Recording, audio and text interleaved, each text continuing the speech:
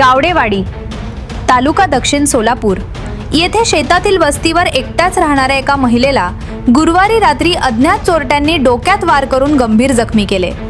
त्यानंतर तिच्या अंगावरील सोने लुटून नेल्याची घटना घडली आहे।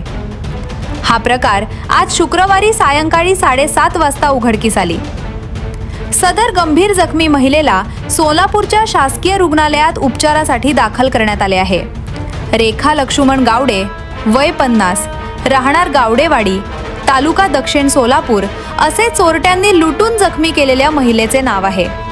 याबाबत मिळालेली माहिती अशी की गावडेवाडी कंदरगावर रस्त्यावर दावापासून 1000 फुटावर मल्लिकार्जुन मंदिराच्या पाठीमागे रेखा गावडे यांची शेती आहे। चारही बाजूंनी ऊस असलेल्या शेतात एका पत्रा शेडमध्ये त्या एकट्याच राहतात। त्यांना 2 मुले असून ती ढोन बाबुळगाव, तालुका मोहोळ येथे त्यांच्या माहेरी राहण्यास आहेत। काल गुरुवारी रात्री त्या पत्रा शेडच्या आपल्या वस्तीवर एकट्याच झोपल्या होत्या, तेव्हा अज्ञात चोरट्यांनी वस्तीवर येऊन त्यांच्या अंगावरील सोने लुटण्याचा प्रयत्न केला। विरोध केल्यानंतर धारधार हत्याराने डोक्यात वार केले। डोक्यात गंभीर वार झाल्याने त्या रक्तबंबाळ होऊन बेशुद्ध पडल्या। त्यानंतर चोरट्यांनी त्यांच्या कानातील, नाकातील व गळ्यातील सगळे सोने काढून घेऊन पसार झाले। शेतात त्या एकट्याच राहत असल्यामुळे व गंभीर जखमी झाल्याने त्या जागच्या हल्ल्या नाहीत। यामुळे ही घटना कोणाला कळाली नाही।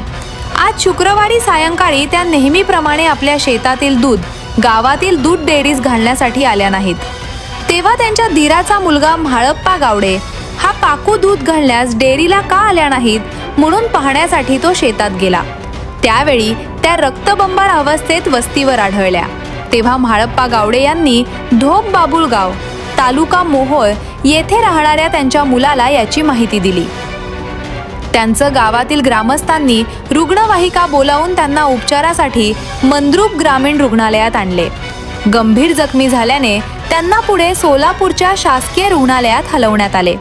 याबाबत गावचे पोलीस पाटील विजय गावडे यांनी मंद्रुप पोलिसांना याची माहिती दिली आहे।